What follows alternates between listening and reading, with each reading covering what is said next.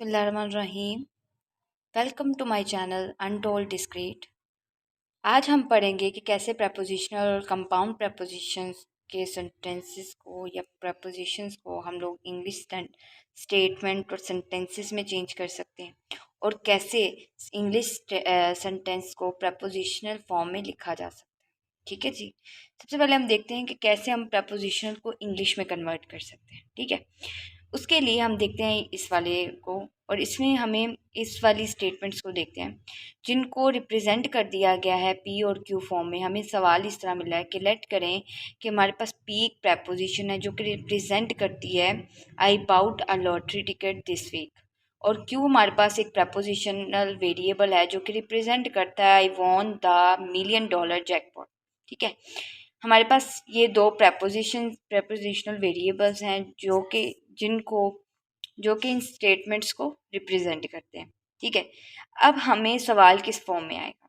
सवाल हमें कुछ ये आ जाएगा कि हमें प्रपोजिशन दे दी जाएगी, जैसे कि ये है हमारे पास। ठीक है, ये है हमारे पास और ये भी हमारे पास है। ठीक है, इसी फॉर्म में हमें प्रपोजिशन दे दी जाएगी, प्रपोजिशनल वेरिएबल की फॉर्म में दे दिया जाएगा, और हमें साथ में स्टेटमेंट भी दे दी जाएगी और कहा जाएगा कि इस स्टेटमेंट्स को इसमें लिख के दिखाओ, इस लॉजिकल ऑपरेटर की फॉर्म के साथ लिख के दिखाओ, ये कैसे लिखा जाएगा। उसके लिए हमने पढ़ा, जब हमने इसकी डिटेल स्टडी की, जब हम कंपाउंड प्रपोजिशन के लॉजिकल ऑपरेटर्स पढ़ रहे थे, तो मैंने इसकी कंप्लीट इन्फॉर्मेशन दी है। अगर आपके पास आपने नहीं देखा तो आप प्लीज़ प्रीवियस वीडियोस को एक दफ़ा ज़रूर देखें। ठीक है, लेकिन अगर आपने ये वीडियो देखनी है और इसकी समझ ना आए तो आप ये की पॉइंट्स को इस्तेमाल कर सकते हैं। ठीक है, जब भी हमें प्रपोजिशन दी जाए और वो प्रपोजिशन इस फॉर्म में हो, ठीक है, इन वेरिएबल्स की फॉर्म में, और उसे इंग्लिश में कन्वर्ट करना हो, तो उसका इंग्लिश जो होगा वर्जन वो ये लिखा जाएगा। अगर अगर पी एंड क्यू लिखा है हमारे पास प्रपोजिशन में, तो हम इंग्लिश में कुछ इस तरह लिखेंगे इसको, पी एंड क्यू। ठीक है, यानी कि इंग्लिश वर्ड्स को इस्तेमाल करके लिखेंगे। ठीक है जी, आप इसकी कंप्लीट वीडियोस भी ले सकते हैं अनटोल्ड डिस्क्रीट पर। इसकी प्रीवियस वीडियोस में इसकी कंप्लीट इन्फॉर्मेशन मौजूद है।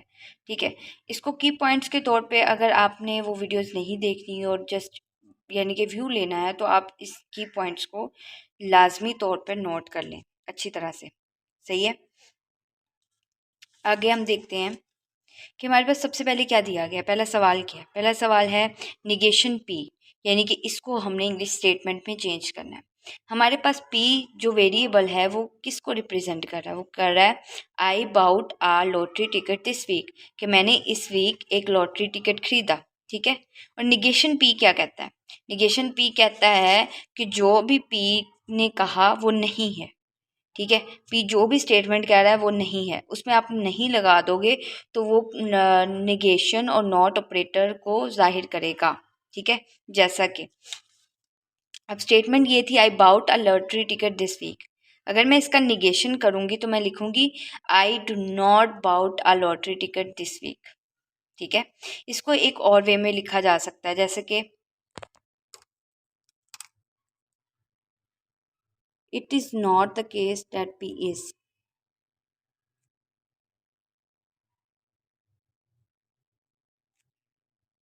Sorry, not the case that p that that I bought, यानी कि आपने पी लिख देना उसकी जगह पे फिर बस आगे ये लिखकर ये line, it is not the case that P, यानी कि it is not the case that I bought a lottery ticket this week. ठीक है, यानी कि यहाँ पे पी लिखना है आपने। पी जिसको रिप्रेजेंट कर रहा है मैंने बताया पहले ही, जो यानी कि पी जिसको रिप्रेजेंट करता है ना, आपने ये सारी स्टेटमेंट कहाँ लिख देनी? पी की जगह पे। सही है, यहाँ पे जगह नहीं है सो डेट्स वाई मैं इसको लिख नहीं पा रही, तो आपने लाजमी यहाँ पर ये वाली स्टेटमेंट लिख देनी। ठीक है, इस तरह आप नेगेशन पी फाइंड कर लोगे। ठीक है, उसके बाद अच्छा जी, उसके बाद है हमारे पास प्रपोजिशनल वेरिएबल्स की फॉर्म में हमारे पास एक स्टेटमेंट आ जाती है ये, और इसको कहते हैं कि इंग्लिश स्टेटमेंट में आप चेंज करो। ठीक है, हमने देखा कि जो प्रपोजिशनल वेरिएबल्स इसको क्या कहते हैं, इसको किससे रिप्रेजेंट करते हैं इस ऑपरेटर को इंग्लिश में? इसको और से ही रिप्रेजेंट किया जाता है, ठीक है। यानी कि अगर आप और लिख देते हैं पी और क्यू के दरमियान में, तो इसका मतलब ये होता है कि आपने इसको प्रपोजिशनल वेरिएबल की फॉर्म में एक इंग्लिश स्टेटमेंट लिखी है, ठीक है। अब यहाँ पर पी और क्यू लिखा हुआ है, ठीक है। रिमाइंड पी और क्यू लिखा हुआ है यहाँ पर भी, ठीक है। इसको रिप्रेजेंट कर रहा है पी और क्यू, इंग्लिश स्टेटमेंट में इस तरह लिखा जाता है। अब यहाँ पे हम देखते हैं, लिखा हुआ है पी और क्यू। पी किसको रिप्रेजेंट कर रहा है यहाँ पे? पी रिप्रेजेंट कर रहा है I bought a lottery ticket this week, ठीक है। तो मैंने यहाँ पर लिख दिया I bought a lottery ticket this week, और जो ऑपरेटर है उस ऑपरेटर को इंग्लिश में क्या लिखा जाता है? और, ठीक है। तो हम इस यहाँ भी क्या लिख देंगे? और उसके बाद हम क्यू वाली प्रपोजिशन लिखेंगे। क्यू हमारे पास क्या है? क्यू हमारे पास है आई वॉन्ट द $1,000,000 जैकपॉट, ठीक है। तो मैं लिख दूंगी I bought a lottery ticket this week और आई वॉन द $1,000,000 जैकपॉट, ठीक है। उसके बाद आ जाती है हमारे पास एक प्रपोजिशनल वेरिएबल हमें दिया गया है पी इम्प्लाइज क्यू, ठीक है। इसको अब इंग्लिश में कैसे लिखा जाता है यहाँ पे देख लेते हैं हम लोग। इंग्लिश में इसको लिखा जाता है इफ़ पी देन क्यू। इसका क्या मतलब हुआ कि आपने पी की जगह पर पी की जो इंग्लिश स्टेटमेंट है वो लिखनी है, और क्यू की जगह पर क्यू की इंग्लिश स्टेटमेंट लिखनी है, और उसके दरमियान इफ़ एंड देन। जब भी किसी इंग्लिश स्टेटमेंट में इफ़ और देन आ जाए ना, उसका मतलब क्या होता है जी, यहाँ पर इस्तेमाल किया गया है कंडीशनल ऑपरेटर इस्तेमाल हुआ है, ठीक है। कंडीशनल ऑपरेटर को लिखने के लिए इंग्लिश स्टेटमेंट में इफ़ और देन इस्तेमाल किया जाता है, इफ़ पी देन क्यू, ठीक है जी। उसके बाद हम देख लेते हैं if I bought a lottery ticket this week then I won the $1,000,000 jackpot. मैंने यही किया जो यहाँ पर लिखा हुआ था। इफ़ पी, पी क्या है हमारे पास? I bought a lottery ticket this week, ठीक है। If I bought a lottery ticket this week, ठीक है। उसके बाद मैंने क्या लिखा? देन, ठीक है, then I won the $1,000,000 jackpot, ठीक है जी। अब उसके बाद आ जाता है हमारे पास एंड, ठीक है, पी एंड क्यू। अब पी एंड क्यू को इंग्लिश में कैसे लिखा जाता है ये देख लेते हैं यहाँ से। पी एंड क्यू, इसे सिंपल दोनों प्रपोजिशनल की स्टेटमेंट के दरमियान अगर एंड लिख दिया जाए तो वो इंग्लिश स्टेटमेंट बना देता है, हमारे पास एक नई इंग्लिश स्टेटमेंट बन जाती है उसी प्रपोजिशन से। जैसे कि ये हमारे पास पी एंड क्यू, हमारे पास पी क्या है? ठीक है, पी है, पी रिप्रेजेंट कर रहा है I bought a lottery ticket this week. तो हम क्या करेंगे, पी की जगह पे लिख देंगे I bought a lottery ticket this week, ठीक है। और इन दोनों के दरमियान कौन सा ऑपरेटर लगा हुआ है? एंड। तो यहाँ पर हम क्या लिख देंगे? And I won the $1,000,000 jackpot, ठीक है। उसके बाद आ जाता है हमारे पास पी बाय कंडीशनल क्यू, ठीक है। बाय कंडीशनल को अब कैसे लिखा जाता है? बाय कंडीशनल को इंग्लिश में लिखा जाता है कुछ इस तरह। बाय कंडीशनल को ये रिप्रेजेंट करता है, ठीक है। अब प्रपोजिशनल वेरिएबल से जब हमने इंग्लिश स्टेटमेंट में आना है तो हम क्या लिखेंगे? पहले पी की जो स्टेटमेंट होगी उसको लिख लेंगे, उसके बाद इफ़ एंड ओनली इफ़ लिखेंगे, ठीक है। उसके बाद हम क्यू की स्टेटमेंट लिख देंगे। ऐसा ही होता है। अब देखते हैं यहाँ पे कि मैंने ऐसा ही किया है कि नहीं किया, ठीक है। If I bought a lottery ticket this week, ठीक है, I bought a lottery ticket this week, P को रिप्रेजेंट करता है। यहाँ पे पी क्या है हमारे पास? यही है ना, I bought a lottery ticket this week, ठीक है। तो यहाँ पर मैंने लिख दिया I bought a lottery ticket this week. और इस ऑपरेटर को लिखने के लिए यह रिप्रेजेंट इंग्लिश में किया जाता है इफ़ एंड ओनली इफ़ से, ठीक है। तो हम लिख देंगे इसके दरमियान में इफ़ एंड ओनली इफ़, और क्यों हमारे पास क्या है? I won the $1,000,000 jackpot, I won the $1,000,000 jackpot. क्या मैंने इसी फॉर्म में लिखा है इसको? बिल्कुल इसी फॉर्म में लिखा है। अब पी हमारे पास एक स्टेटमेंट है, ठीक है। पहले उस स्टेटमेंट को लिखेंगे, फिर इफ़ उस स्टेटमेंट को लिख लेंगे, ठीक है। उसके बाद इफ़ एंड ओनली इफ़ लिखेंगे उसके दरमियान में, और क्यों की जो भी स्टेटमेंट होगी उसको लिख देंगे।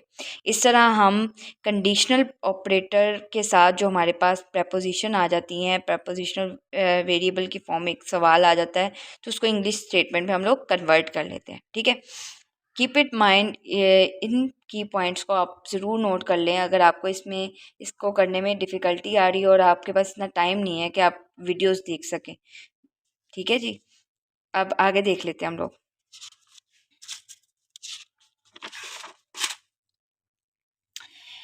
Negation P arrow negation implies negation Q, ठीक है। देखें निगेशन P को, ये निगेशन P का साइन है, ठीक है, इम्प्लाइज निगेशन Q। अब हमारे पास स्टेटमेंट क्या थी, स्टेटमेंट ये थी I bought a lottery ticket. P के जो चीज़ रिप्रेजेंट करती थी हमारे पास P यही था ना, I bought a lottery ticket this week. और Q रिप्रेजेंट करता था I won the $1 million jackpot, ठीक है। हमें ये P और Q रिप्रेजेंट कर रहे थे। अब निगेशन P और Q हम कैसे लिखेंगे, बस मैंने आपको पहले ही बताया कि निगेशन में हम क्या करते हैं, सिंपली डू नॉट लिख देते हैं या नॉट लिख देते हैं कि ये काम वो नहीं कर रहा, ठीक है। अब यहाँ पर उन्होंने लिखा हुआ है इम्प्लाइज दरमियान में। इम्प्लाइज के लिए हम लोग क्या करते थे, इम्प्लाइज के लिए करते थे इफ़ P देन Q, ठीक है। इसका क्या मतलब हुआ कि सबसे पहले आ जाएगा इफ़, जो कंडीशनल वेरिएबल को लिखने के लिए इंग्लिश में हम लोग करते हैं, पहले इफ़ लिख देंगे। उसके बाद हमने क्या देखा, हमने देखा कि निगेशन P है, तो निगेशन P को अब उसका अगर मैं उल्ट करूं, I bought a lottery ticket, तो वो क्या होगा, I do not bought a lottery ticket, ठीक है। फिर मैं लिख देती हूँ देन। इफ़ और देन किसको रिप्रेजेंट करते हैं, इम्प्लाइज को। क्या मैं वैसे ही कर रही हूँ जैसे कि उन्होंने बताया है कि आपने पहले इफ़ लिखना है फिर P लिखना है। अब निगेशन P तो इस P की ऑपरेटर इस पर अप्लाई हुआ है, इसका मतलब इस स्टेटमेंट के अंदर डू नॉट लिखकर हमने इफ़ और देन में रिप्रेजेंट करना है, ठीक है जी। अब इसी तरह Q में भी निगेशन लिखा हुआ है, तो इसका मतलब Q की स्टेटमेंट में आपने आपने डू नॉट लिखना है या उसका ऑपोजिट लिखना है, ठीक है।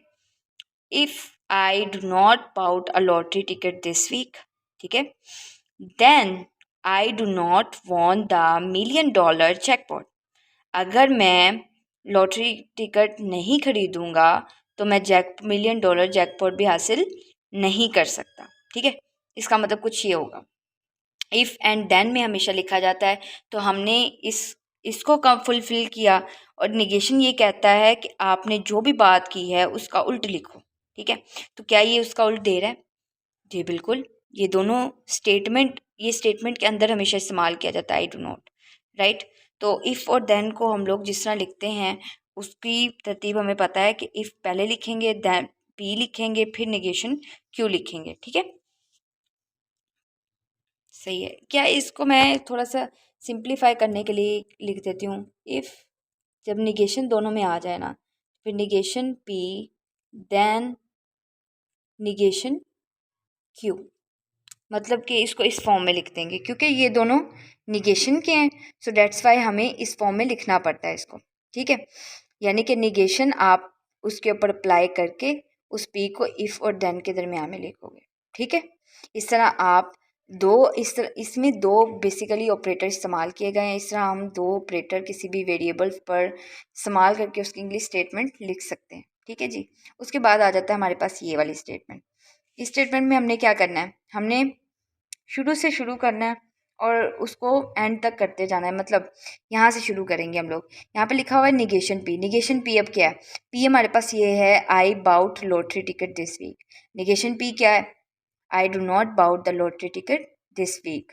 और दरमियान में जो साइन इस्तेमाल हुआ है वो कौन सा है, यहाँ से चेक करते हैं, वो है और ऑपरेटर का। तो इसको कैसे रिप्रेजेंट किया जाता है, P और Q, और हम लिख देते हैं, यानी कि इन दोनों के दरमियान ये इस्तेमाल हुआ है। पहले निगेशन P वाली हमने लाइन लिख ली, I do not bought the lottery ticket this week, और I bought the lottery ticket this week and I won the $1 million jackpot. And क्यों यूज़ किया, अच्छा जी, ये एक प्रेपोजिशन बना देता है जिसके ऊपर निगेशन P इस्तेमाल हुआ है, और ये दूसरी प्रेपोजिशन हमारे पास बना रहा है जिसमें P एंड Q है हमारे पास, सही है।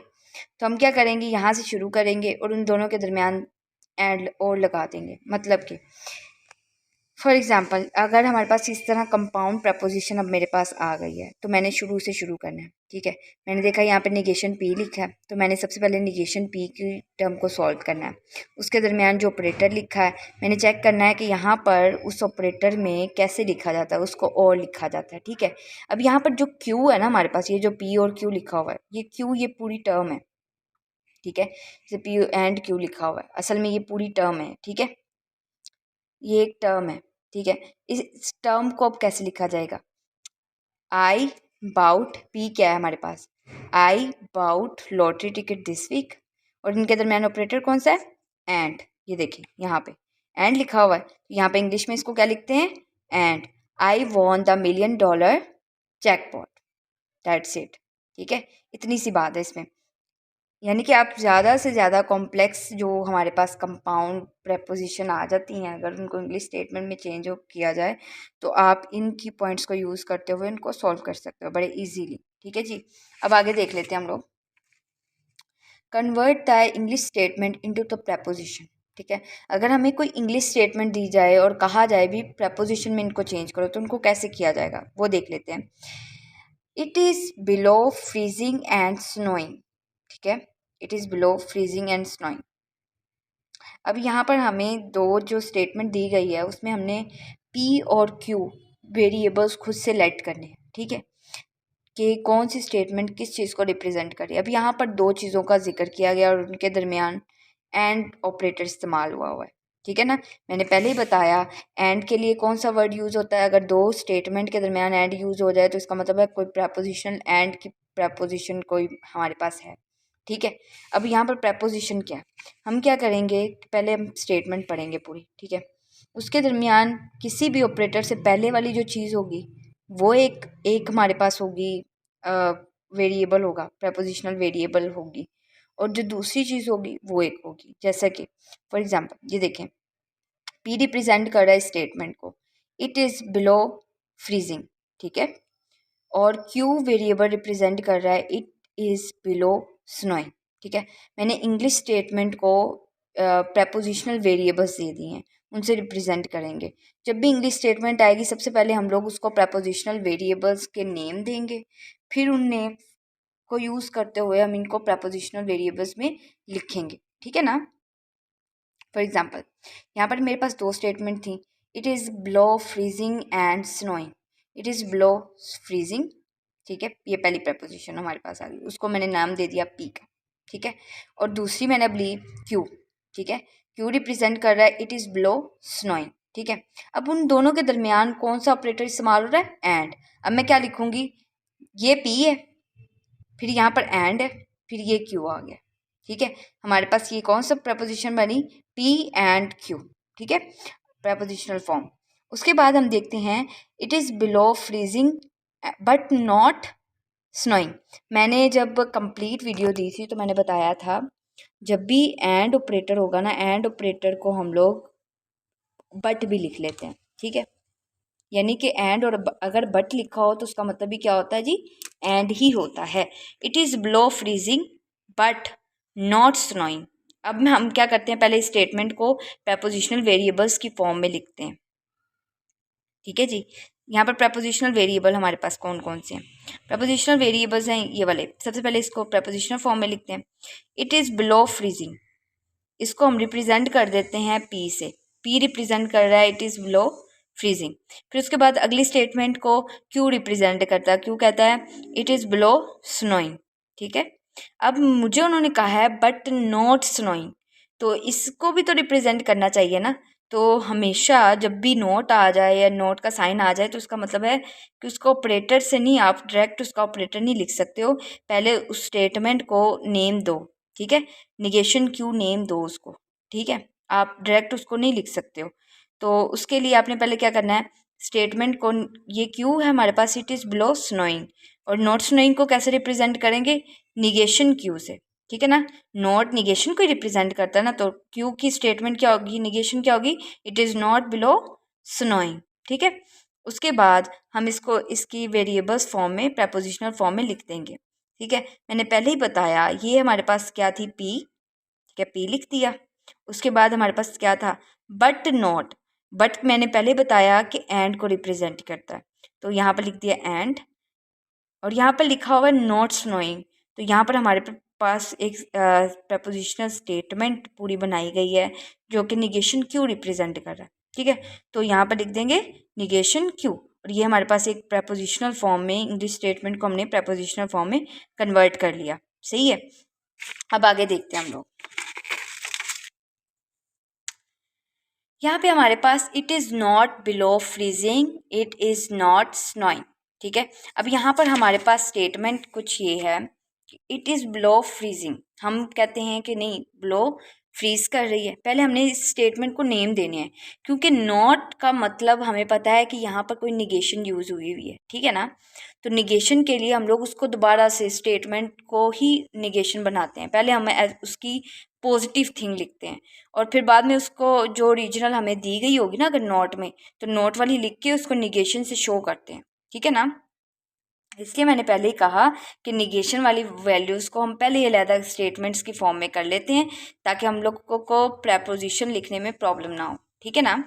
सबसे पहले ये देखते हैं, इट इज़ बिलो फ्रीजिंग, ठीक है। पी रिप्रेजेंट कर रहा है इट इज़ बिलो फ्रीजिंग, ठीक है। और क्यू क्या रिप्रेजेंट कर रहा है हमारे पास। अच्छा, पी और क्यू कैसे लिए गए हैं, ये भी सवाल उठता है। अगर आप प्रीवियस वीडियोज़ देखी होंगी तो आपको पता होगा कि जो प्रेपोजिशनल वेरिएबल्स होते हैं ना, इसको हमेशा पी क्यू में रिप्रेजेंट किया जाता है, सही है ना। और पी क्यू में ही इसको रिप्रेजेंट किया जाता है, सही है। और पी, अगर मैंने ये इंग्लिश स्टेटमेंट मुझे दी गई है और इसमें मैंने पी अगर किसी रिप्रेजेंट कर लिया, तो नेक्स्ट स्टेटमेंट जो भी होगी उसको क्यू आर एस, यानी कि आगे आगे जितने आते हैं हमारे पास वेरिएबल्स लेटर्स में, वो हम लोग लेते जाएंगे, सही है। अब सबसे पहले ये देखते हैं पी किसको रिप्रेजेंट कर रहा है। पी पे हमारे पास वेरिएबल है जो कि रिप्रेजेंट कर रहा है इट इज़ बिलो फ्रीजिंग, ठीक है। और क्यों हमारे पास एक प्रपोजिशनल वेरिएबल है जो कि रिप्रेजेंट कर रहा है इट इज़ बिलो स्नोइंग। हमने इस स्टेटमेंट को पहले वेरिएबल की फॉर्म में लिखना है, ताकि हम लोग प्रपोजिशन में हमें प्रॉब्लम ना हो। अब देखें, उन्होंने तो हमें स्टेटमेंट दी हुई है it is not below freezing and it is not snowing. तो हम अगर मैं निगेशन पी है, इसका मतलब ये है कि ये भी निगेशन में है और ये भी निगेशन में है, ठीक है। नॉट नॉट का वर्ड इस्तेमाल हुआ हुआ है। तो अब मैं इसकी क्या करूँगी, इन्हीं स्टेटमेंट को अगर निगेशन लिखूँ तो क्या ये यही स्टेटमेंट नहीं बन रही। तो इसीलिए मैंने कहा कि पहले इनको वेरिएबल्स की फॉर्म में लिखते हैं, और अगर निगेशन आ जाए तो उसको भी पहले स्टेटमेंटल फॉर्म में निकालते हैं, जैसे कि मैंने निकाला हुआ है it is not below freezing negation P. और निगेशन क्यों किसको रिप्रेजेंट कर रहा है, it is not below snowing, ठीक है। अब हम क्या करेंगे, उनके दरमियान अब हम चेक करेंगे कौन सा ऑपरेटर लगा हुआ है। इन दोनों के दरमियान ये ऑपरेटर लगा हुआ है एंड। तो एंड को हम लोग किससे रिप्रेजेंट करते हैं, इस साइन से, सही है। तो मैं क्या लिख दूंगी, negation P it is not below freezing, यही है। इट इज़ नॉट, वो निगेशन पी रिप्रेजेंट कर रहा है निगेशन पी। और उसके बाद उन्होंने लिखा एंड, यहाँ पर एंड लिखा हुआ है तो हम पहले एंड लिख देंगे। उसके बाद देखेंगे it is not snowing, it is not snowing कौन रिप्रेजेंट कर रहा है, निगेशन क्यू। तो हम यहाँ पर लिख देंगे निगेशन क्यू। इस तरह हमारे पास फुल स्टेटमेंट आ जाएगी, सही है। उसके बाद है हमारे पास एग्जाम्पल है, इट इज़ आइदर स्नोइंग और बिलो फ्रीजिंग और बोथ, ठीक है। यहाँ पर अब क्या कौन सी बात की गई है, या इसमें आइदर स्नोइंग और बिलो फ्रीजिंग, ठीक है, और बिलो फ्रीजिंग हमारे पास। अब इसको मैंने क्या करना है कि पी और क्यू वेरिएबल्स फॉर्म में पहले लिखना है, ठीक है। पी और इसको क्यू वेरिएबल्स का नाम दूंगी, और इधर और बिलो फ्रीजिंग और बोथ, यानी कि क्या यहाँ पे बात की जा रही है, यहाँ पर और ऑपरेटर इस्तेमाल किया गया है। आइदर का मतलब होता है किसी एक को चुनना, और या का क्या मतलब होता है, या का मतलब ये होता है या तो ये आएगा या तो ये आएगा, है ना। हमेशा हम लोग इस तरह बात करते हैं, या यहाँ पर ज़ीरो लगा दो या यहाँ पर वन लगा दो, यानी कि इन दोनों में से कोई एक आ सकता है, दोनों नहीं आ सकते। तो इसका क्या मतलब हुआ, इट इज़ आइदर स्नोइंग और बिलो फ्रीजिंग और बोथ। हो सकता है कि स्नो आए, हो सकता है कि फ्रीजिंग आए, बट दोनों और बोथ हो सकता है कि दोनों ही आ जाए, ठीक है। तो यहाँ पर हमें सिंपली क्लियर हुआ हुआ है कि यहाँ पर या का मतलब होता है और, ठीक है। नहीं, अगर आपको प्योर इंग्लिश फॉर्म में भी दे दी जाए तब भी आप ऑपरेटर पहचान सकते हो। अगर एंड का वर्ड आ जाए तो वो रिप्रेजेंट करेगा इस ऑपरेटर को, ठीक है। और अगर और का वर्ड आ गया और साथ में और बहुत भी लिख दिया गया, तो इसका मतलब ये होता है कि इसमें हम सिंपल और जो हमारे पास ऑपरेटर ना ये इस्तेमाल होगा, ठीक है ना। अगर लिख दिया जाए और बट नॉट बोथ, ठीक है ना, बट नॉट बोथ, तो ये एक चीज़ किसको रिप्रेजेंट करती है, बट नॉट बोथ, तो ये रिप्रेजेंट करती है एक्सक्लूसिव और को। अगर ये आ जाता, इन्होंने लिखा ना और बोथ, तो हम लिख देते, देखिए यहाँ पे, अगर यहाँ पे लिखा हुआ है और बोथ, सही है। अगर ये और बोथ नहीं लिखते तो हम लोग क्या लिख देते इसको, यहाँ पे हम लोग लिख देते इसको,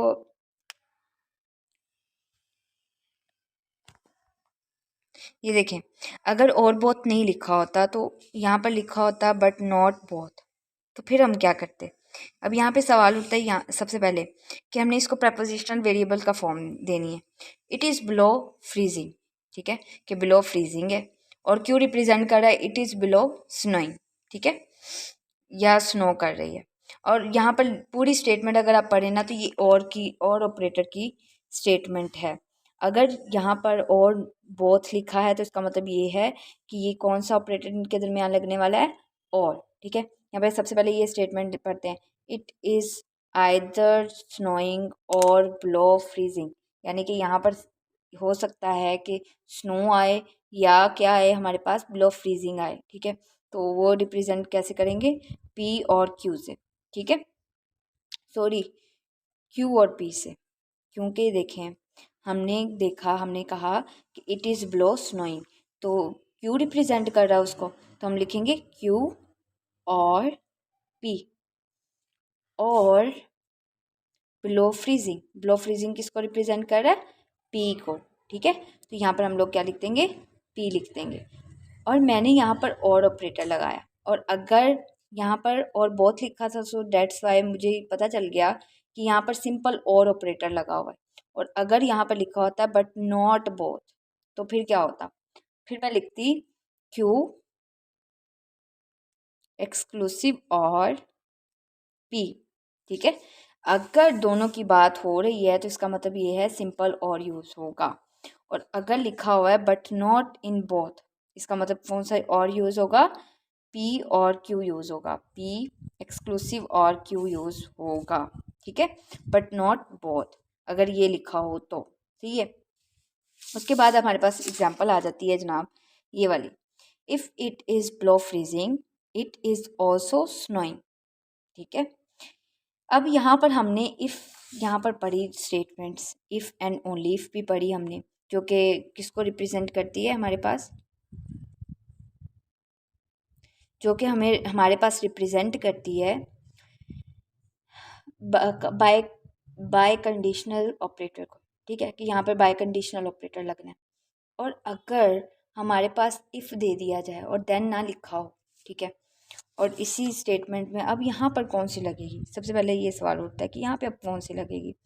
if it is below freezing it is also snowing, also, then का मतलब क्या होता है, देन का मतलब होता है फिर, यानी कि अगर ये होगा, अगर पी होगा फिर क्यू होगा, अगर पी नहीं होगा तो क्यू भी नहीं होगा, ये बात है, सही है। ये बात उर्दू में मैंने रिप्रेजेंट की है, सही है। अब if it is below freezing, अगर बिलो फ्रीज होगी it is also snowing, snow भी तभी होगी, ठीक है ना।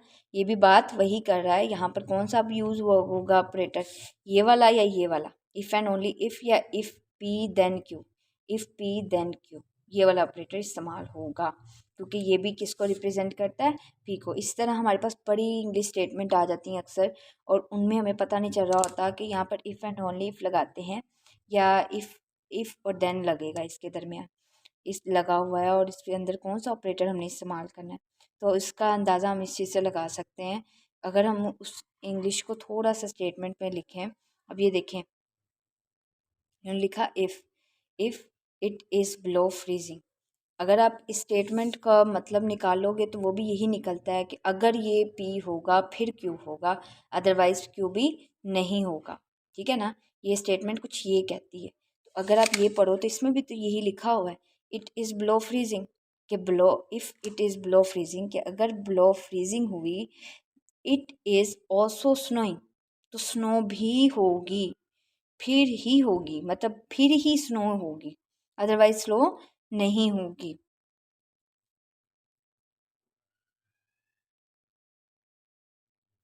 स्नोइंग, ठीक है। अब यहाँ पे हम रिप्रेजेंट करते हैं सबसे पहले इसको प्रपोजिशनल वेरिएबल की फॉर्म में। प्रपोजिशनल वेरिएबल अब किस किस को लिखा जा सकता है, if it is below freezing, कि अगर हमारी जो हवा है वो फ्रीजिंग है, ठीक है। तो इसमें हमारे पास सबसे पहले प्रपोजिशन आ जाती है ये इफ़ और देन, तो ये रिप्रेजेंट करते हैं ना ऑपरेटर को। प्रपोजिशन हमने पहले निकालनी होती है उसमें से। अब यहाँ पर प्रपोजिशन हमारे पास कौन सी है, इट इज़ बिलो फ्रीजिंग, ठीक है। And it is also snowing, ये हमारे पास सेकंड हो गई, ठीक है। अब यहाँ पे लिखते हैं ऑल्सो नहीं लिखेंगे, ठीक है। अब यहाँ पर इसको प्रपोजिशनल वेरी ऑल्सो भी यहाँ पर रिप्रेजेंट कर रहा है, प्रपोजिशनल ऑपरेटर को ये भी जाहिर कर रहा है, ठीक है ना। इफ़ और प्रपोजिशनल इफ़ और ऑल्सो दोनों प्रपोजिशनल वेरिएबल्स को रिप्रेजेंट कर रहे हैं। हम सिर्फ कौन सा वेरिएबल्स यूज़ कर रहे हैं, पी रिप्रेजेंट कर रहा है हमारे पास इट इज़ बिलो फ्रीजिंग, ठीक है। और क्यू हमारे पास रिप्रेजेंट कर रहा है इट इज़ बिलो स्नोइंग, ठीक है। अब इफ़ और देन यहाँ पर इस्तेमाल हुआ है, इसका मतलब कौन सा ऑपरेटर इस्तेमाल होगा, कंडीशनल ऑपरेटर इस्तेमाल होने वाला है। कंडीशनल ऑपरेटर को किस तरह रिप्रेजेंट किया जाता है, पी इम्प्लाइज क्यू, तो हमने लिख दिया P implies Q, if P then Q, तो इफ़ पी इम्प्लाइज क्यू से इसको रिप्रेजेंट किया जाता है। Please like comment and subscribe my channel and share my channel as you can.